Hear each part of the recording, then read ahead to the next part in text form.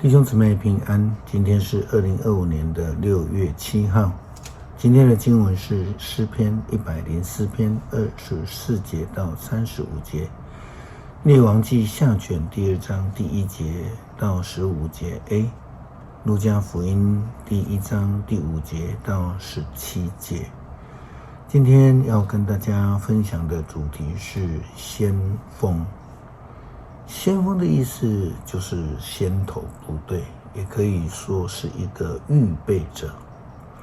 圣经提到的耶稣基督他降生，总是会提到预备道路。施洗约翰为耶稣基督预备道路，其实这也是一个交棒的概念。我们会说以前的同工是我们的前辈，日本人说前辈那是我们的先锋者。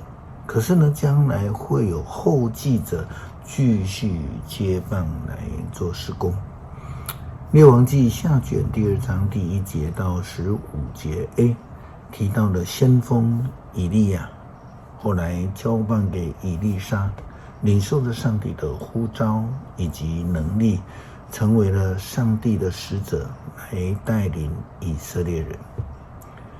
上主用旋风接以利亚升天的时候到了，以利亚和以利沙从吉甲出发，在路上以利亚对以利沙说：你留在这里，上主吩咐我到伯特利去。以利沙回答：我指着永生的上主和你发誓，我绝不离开你。于是他们就一起下到伯特利去。有一群伯特利的先知出来见以利沙，问他：你知不知道今天上主要把你的老师接走？以利沙说：我知道，可是你们别谈这事。以利亚对以利沙说：你留在这里，上主吩咐我到耶利哥去。以利沙回答：我指着永生上主和你发誓，我绝不离开你。于是他们一起到耶利哥去。有一群耶利哥的先知来见以利沙，问他：你知不知道今天上主要把你的老师接走？以利沙说：我知道，可是我们别谈这事。以利亚对以利沙说：你留在这里，上主吩咐我到约旦河去。以利沙回答：我指着永生上帝和你发誓，我绝不离开你。于是他们一起走，有50个先知跟他们到约旦河。以利亚和以利沙停在河边，50个先知站在离他们不远的地方。以利亚脱下他的外袍，卷起来，用它击打河水，水就分开。他和以利沙走在干地上，到河的那一边。他们过河之后，以利亚问以利沙：我被接去以前，你要为我为你做什么？以利沙说：请你把你的能力加倍给我，使我成为你的继承人。以利亚说：那是很难答应的要求，不过如果你看见我被接去，你就会得着，否则你就得不着。他们一面走一面谈，忽然一辆有几匹火马拉着的火焰车来到他们2个的中间。以利亚在一阵旋风当中被接上天去了。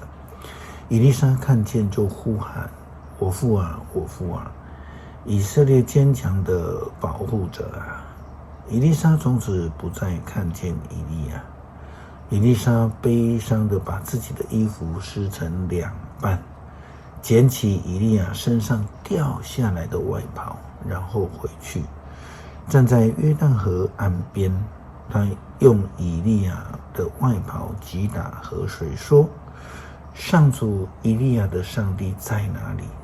然后又击打河水，水分开。他就走到河的对岸去。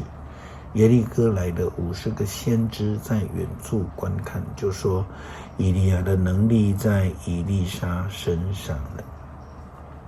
施洗约翰是上帝差遣的先锋，为耶稣基督的降生，他的福音工作来做预备的工作。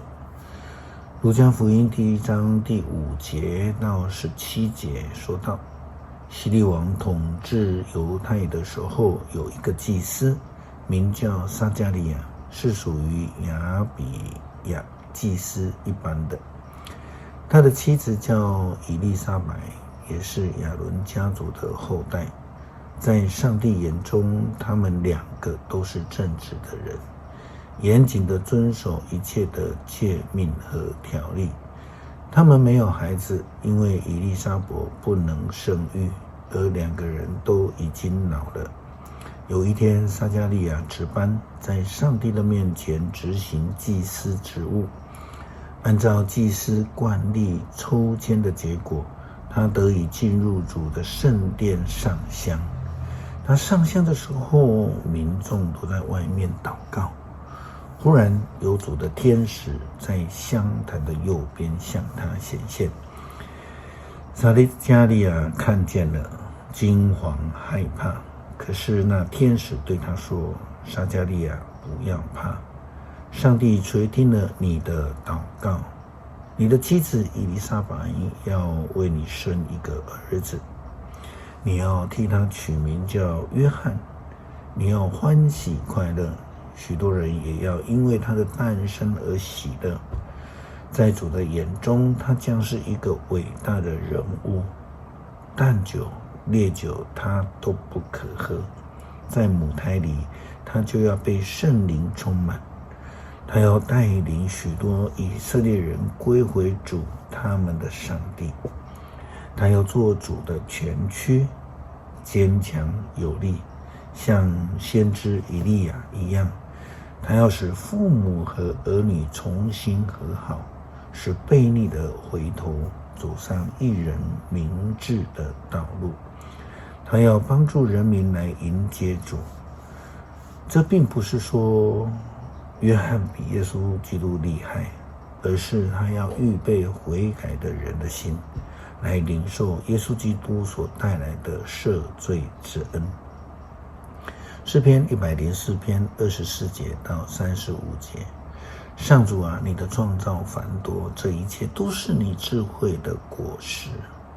遍地充满了你所造之物，有汪洋大海，住着大大小小数不尽的生物。船只往来航行，你所造的海兽细游在其中。他们都倚靠你，靠着你按时供给的食物。你给了他们，他们便吃；你赐食物，他们便得饱足。你走开，他们就惊慌；你收回气息，他们就死亡，归回尘土。但你向他们吹气，他们便生存。你使大地得以更新，愿上主荣耀永远长存。愿上主喜爱自己的创造，他俯视大地，地便颤抖；他触摸群山，山便冒烟。我要一生一世歌颂上主，我有生之日要歌颂赞美我的上帝。愿他喜欢我的诗歌，因为我的喜乐从他而来。愿罪人从地上消灭，愿邪恶的人不再出现。我的灵啊，要颂赞上主，要赞美上主。求主帮助我们愿意回应呼召，成为教会事工的先锋，不退缩，不推辞，更愿意交棒。祷告奉主耶稣基督圣名求，阿们。